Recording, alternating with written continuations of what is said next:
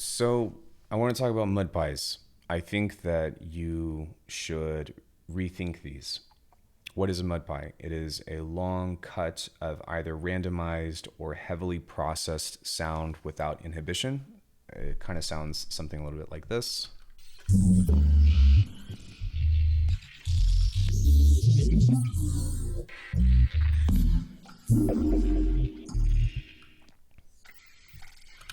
So one of the biggest mistakes that I think people run into are two things. One is they make their cuts way too long. The reason why I think this is a mistake is because you sit through so much time and length and duration listening to the same characteristics of sound, even though it's all randomized, searching for the perfect cut. And that runs you into two different traps. One is the idea of thinking that whatever you have is going to be immediately usable, and then you try to, take pieces of this and try to like form a bass line or something. That usually doesn't work. I'm going to talk about why in just a second. But the other trap that you run into is that you actually get fatigue.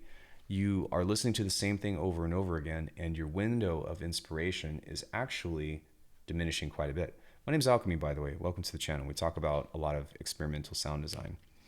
So the reason why a lot of times this doesn't work in context is because if you're experimenting with sounds, you're going to run into problems that you might not even know how to identify. For example, all this stuff sounds cool, but it doesn't have an identifiable pitch.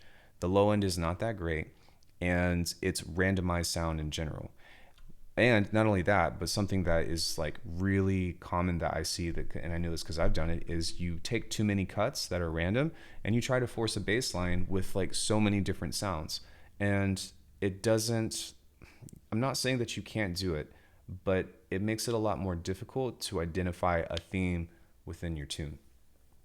So my fix for this is, for one, if you don't know how to do this kind of sound design in the first place, there's a lot of merit to learning it. And I'm not saying don't do it, because it's going to teach you a lot about sound design. It's going to teach you a lot about relationships of effects. And it's something that you can do in which to experiment, which you should constantly be doing that if you're making music like this. What I have kind of turned to, and what I've kind of like, I guess, found success in, is instead of making these large cuts of things, I try to focus on building a theme first. So for example, I've got this tune that I started yesterday, and it sounds like this.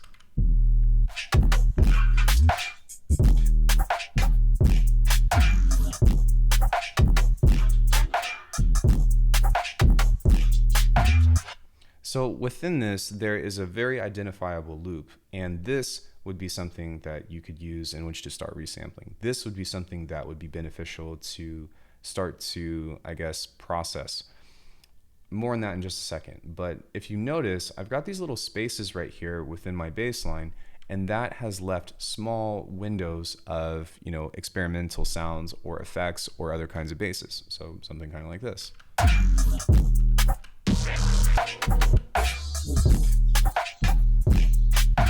And so what this has been able to achieve instead is, rather than trying to fish through all of these perfect cuts or whatever, what I do now is I just have, one of my generators or things like that,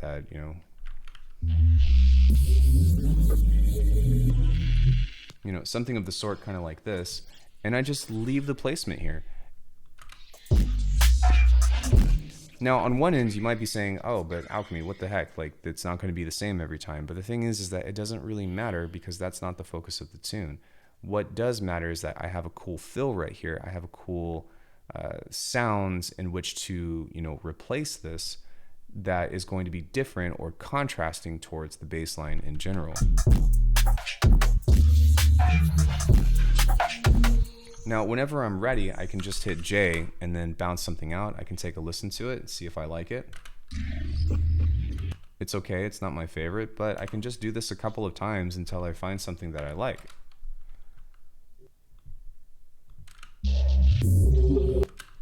It's fine. Maybe add some fills to this, but I don't have to necessarily do this anymore. I don't have to go and make these huge long cuts, which also makes your project file insanely large and makes it prone to crashing and whatnot, especially if you don't have a lot of RAM. But this allows you to streamline this process about finding something when you need it, as opposed to, just trying to set yourself up with a bunch of stuff. The other thing that I wanted to propose is that you can also do this as you're writing an idea.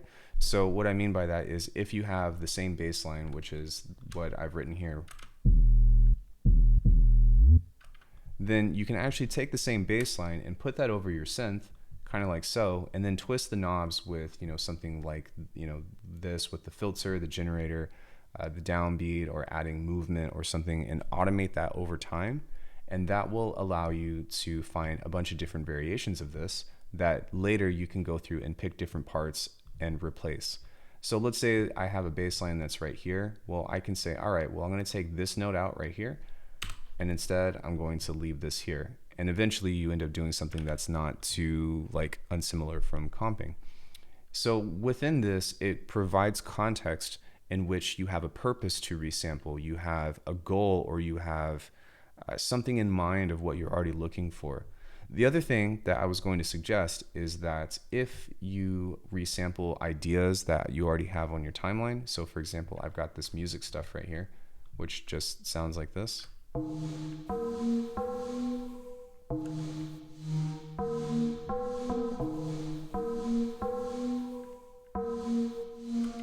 Then when you have something like that, that's where you can go and make mud pies and find different aspects to reuse or recycle the content that you already have. So what I've done was I've added an instance of Portal here, turned that on, and then made a mud pie that's the duration of this particular section here. And that has allowed me to basically find different cuts that I know are going to actually have a better chance of working, because I'm resampling and doing sound design experimentation off of stuff that I've already made for the project.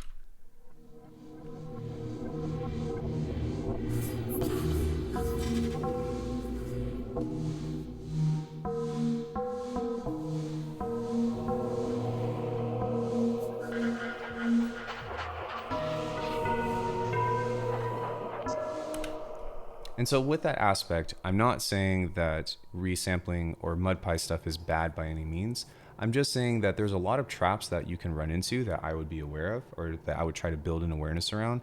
And for me, I find that it's a lot more efficient for me to pick and choose when I decide to do something like long resampling cuts, and try to actually minimize that, so that way I can stay focused on the actual writing process. If you are one of those people that's like, I love to, spend 30 minutes just recording stuff and, make a coffee and then sit here and listen to it, I don't want to tell you that you're doing it wrong, because that's not why I'm here. What I'm saying is that I have run into a lot of these problems and a lot of these perspectives on how it's supposed to work or how it's supposed to come together. And up until this point, it's never really worked out for me, even though I do sound like experimental sound design all the time. What has worked for me is building a theme and using that theme that I've built, or using what's on the timeline to resample and add crazy effects to and whatnot. Or by understanding that if I build a bass line or some kind of thing that has context already, then I can find the holes and fit something within there. But if you approach this baseline writing strategy to where you're just using a mud pie and you're trying to put something together, a lot of times you're going to run into those same issues that I did, which is it's not going to be cohesive. So with that, I hope that this was helpful to you. Hey, listen, this is a kind of a niche thing that I think is more so for advanced sound designers and producers. If you can, if you're on part of Reddit or something, please, share this. I'm not trying to start controversy of saying that you shouldn't do this. I'm trying to say, hey, this is what did not work for me. This is what did work for me. And I want to be the last person to tell you how to do your stuff.